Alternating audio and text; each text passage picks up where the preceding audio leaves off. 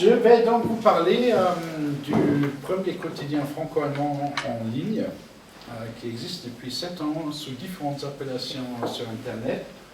Ensuite, on a changé pour Eurojournal.net, donc j'ai affectionné particulièrement, et aujourd'hui on s'appelle Eurojournaliste. Pourquoi tous ces changements de nom? C'est un peu le malheur d'un tel projet qui est beaucoup de gens qui essayent d'en profiter. J'avais 4 éditeurs qui soit ont profité financièrement, soit ils ont profité des réseaux, mais malheureusement ils ont tout fait sauf éditer. C'est un peu une histoire malheureuse qui nous a obligés à tous ces changements de nom, qui n'étaient pas vraiment volontaires, mais qui avaient lieu. Et donc, voilà. On est sur aux journalistes. Aujourd'hui, tous les droits sont clairs. Il n'y a plus personne qui peut intervenir, qui peut nous les prendre, etc. C'est donc un canard qui est bilingue, qui paraît du lundi au vendredi, tous les jours, qui est sciemment bilingue. On ne traduit pas les articles pour la simple raison qu'on veut contribuer au bilinguisme de la région. Et depuis qu'on ne le fait plus, on a de plus en plus de retours de la part de lecteurs qui nous disent ben, « je ne comprends pas le français, par contre le titre m'a interpellé, une photo m'a interpellé, j'ai pris le déco et j'essaie de comprendre l'article. » C'est exactement ce qu'on veut. Donc on considère qu'on fait partie quand même des éléments qui travaillent activement pour un bilinguisme dans la région. On est totalement indépendant. On a même refusé dans le passé des propositions qu'on considérait indécentes de financer ce canard en échange d'une bonne conduite éditoriale. Je ne citerai pas les maires de la région qui nous ont fait ces propositions-là. C'était tentant et c'était une mauvaise tentation qu'on a refusée. Donc on a toutes les rubriques d'un quotidien normal que vous retrouvez aussi dans la presse imprimée. Donc on couvre logiquement la politique, on couvre la région. Notre zone de chalandise première, c'est le Rhin supérieur. Par contre, notre deuxième plus forte communauté de lecteurs se trouve à Berlin, où il y a une très forte communauté française à Berlin, qui nous affectionne, qui nous lie beaucoup, donc aussi à Berlin. On couvre la politique nationale, logiquement, puisqu'on est à Strasbourg, et puisqu'on s'appelle Eurojournaliste, l'actualité des institutions européennes ici à Strasbourg. On est une équipe aujourd'hui d'environ 25 personnes, tous des bénévoles. Il n'y a personne qui touche de l'argent chez nous, malheureusement. C'est tous des journalistes professionnels qui investissent de leur temps pour participer à cette aventure, comme par exemple notre ami Nicolas, qui est notre expert cinéma, comme notre ami Antoine Sport, qui est notre rédacteur chef à Strasbourg. C'est extrêmement plaisant de voir autant de gens participer à un projet qui est vraiment un projet, sans demander de l'argent. Par contre, ça nous laisse un peu en dehors des possibilités d'évolution qu'on a. On a un potentiel énorme. Quand on a commencé en 2008, tout le monde nous a dit « vous allez tenir 3 mois, il n'y a personne qui s'intéresse à l'information transfrontalière et surtout pas dans les 2 langues ». Aujourd'hui, on a des milliers de lecteurs. On a prouvé par notre existence qu'il y a un véritable, peut-être pas un besoin, mais une envie d'une information transfrontalière dans les 2 langues actuelles et, comme dit, indépendants. Donc on ne fait pas des communiqués officiels, on n'a jamais reproduit un communiqué de presse tel quel, ce qui fait que nos lecteurs nous aiment bien et ceux qui pourraient nous financer se méfient de nous. On a des photographes professionnels qui, tout comme les personnes qui écrivent, le font de manière bénévole, chose que je trouve extraordinaire. Il y en a de temps en temps des stagiaires, surtout dans le cadre d'un programme qu'on a avec l'Institut franco-allemand de Ludwigsburg et la Fondation Entente franco-allemande à Strasbourg, où on accueille depuis quand même quelques années maintenant, en fin d'année, 2 stagiaires tunisiens de l'école de journalisme de Tunis, qui viennent nous apporter un regard tout à fait frais et nouveau sur ce qui se passe ici en Europe, en France, en Allemagne, au Rhin supérieur, avec un regard tunisien qui en plus est actuellement très riche par l'actualité en Tunisie, les transformations démocratiques du pays.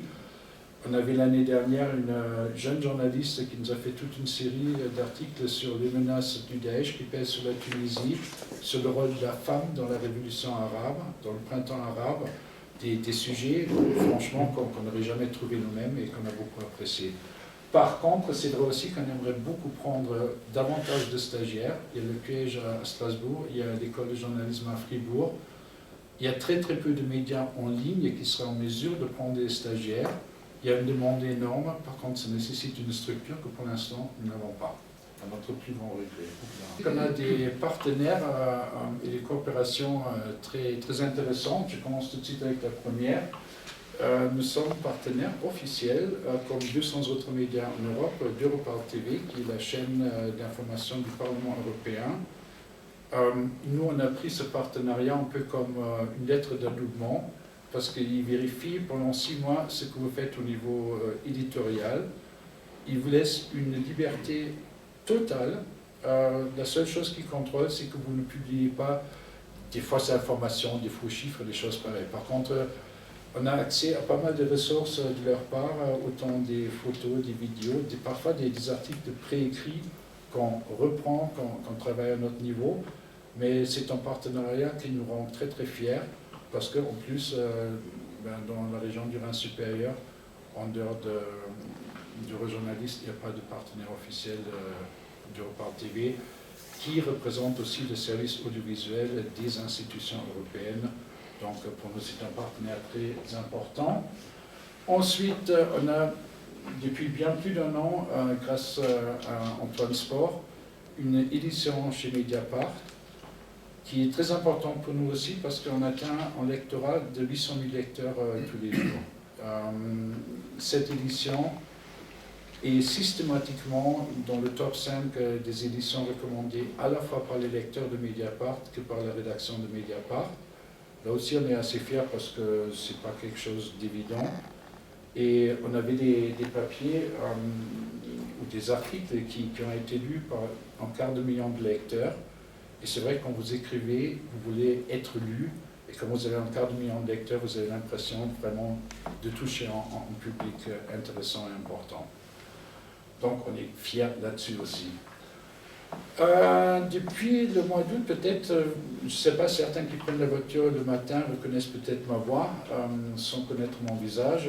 Tous les matins à 7h52, nous avons sur Radio France Bleu Alsace une revue de presse allemande qui s'appelle De l'autre côté du Rhin, que j'assure par des moyens techniques assez incroyables, mais ça fonctionne. Également du lundi au vendredi, ce qui me fait me lever très très tôt tous les matins pour scanner tous les titres des grands journaux allemands. Je me lève à 6h moins le quart tous les matins. Et tout ça pour atteindre quand même 110 000 auditeurs tous les matins qui sont dans les embouteillages sur l'A35. Et c'est là qu'ils sont concentrés sur ce qu'on leur dit, parce qu'on est entre la météo et les infos nationales. Et là aussi, il faut dire, Radio France Bleu Alsace a pris un pari que je trouve très courageux, me connaissant et sachant que je n'ai pas toujours des opinions très conformistes.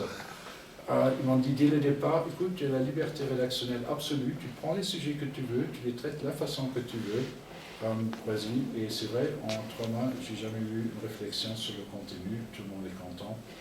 En tout autre registre, nous sommes le seul partenaire officiel média d'un club de foot professionnel de la ville de Fribourg, le Sport Club, qui malheureusement cette année évolue en Ligue 2, mais qui est en train de remonter au Bundesliga, où on était l'année dernière. Et on s'occupe à la fois de toute leur communication média pour la France. On couvre depuis plus de 3 ans l'ensemble de leurs matchs, les informations d'avant-match en langue française pour un public alsacien qui vient. Et ça, c'est quelque chose qu'on trouve formidable, de plus en plus nombreux à Fribourg pour assister au match. L'année dernière, il y avait une équipe de Canal+, qui voulait faire un reportage sur justement le côté francophile du Sport Club de Fribourg. Et tout le monde avait peur qu'on ne trouve pas des spectateurs français pour les interviewer. Je les ai accueillis devant le stade, et avant même de pénétrer au stade, ils avaient déjà tout filmé. Il y avait tellement de spectateurs français qui venaient assister au match. On essaie quand même de rapprocher les 2 rives, comme on avait initialement prévu, avec zwei Ufer de rives.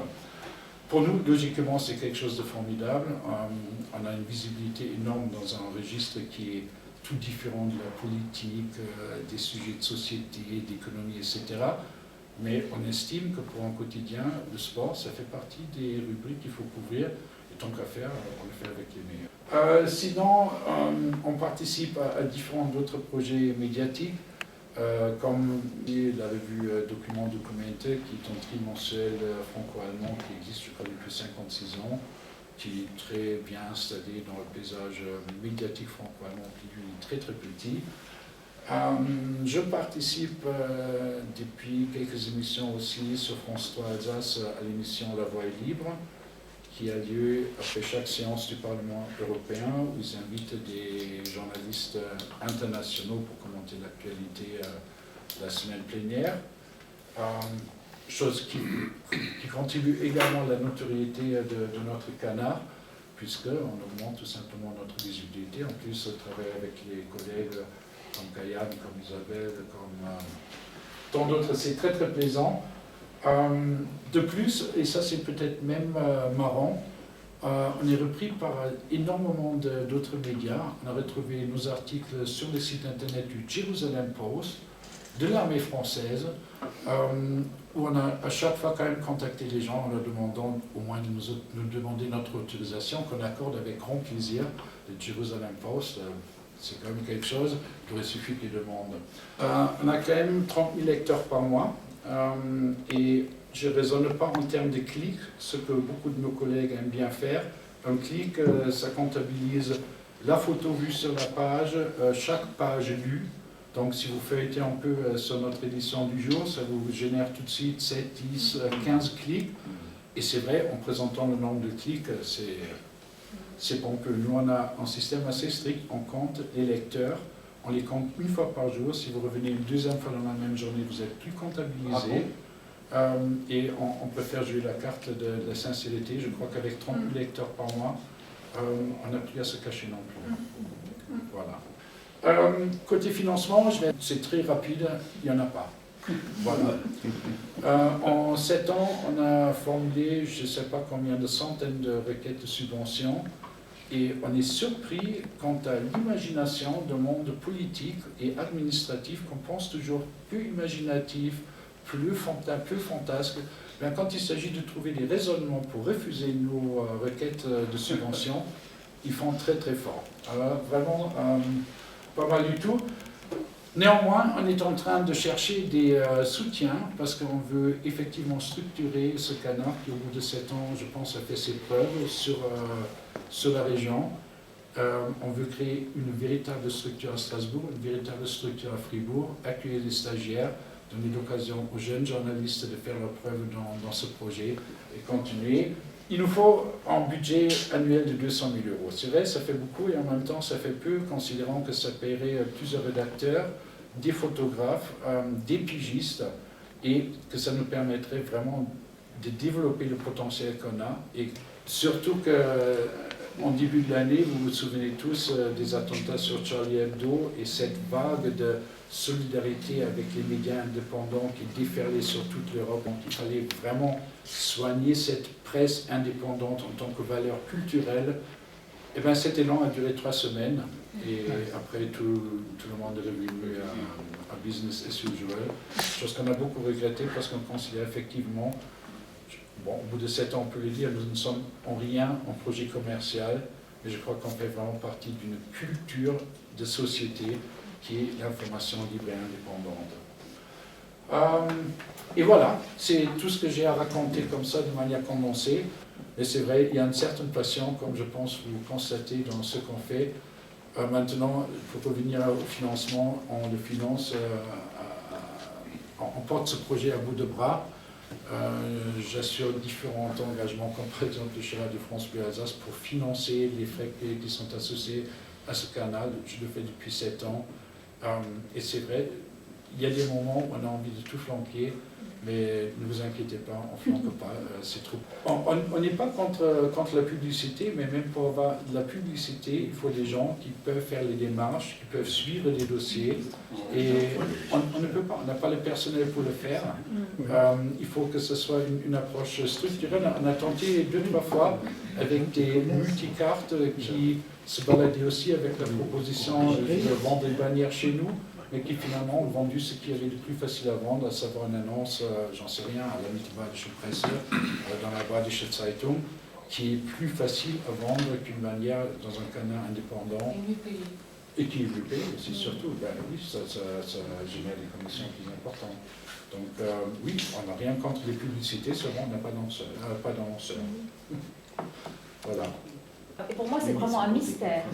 Comment, ni du côté allemand, ni du côté français, tu n'es pu trouver le financement. C'est assez surprenant. Par exemple, même à travers des projets Eurodistrict ou des choses comme ça, enfin des projets Il y a des pourparlers avec la FIFA aussi, non? La FIFA nous soutient indirectement depuis le tout début.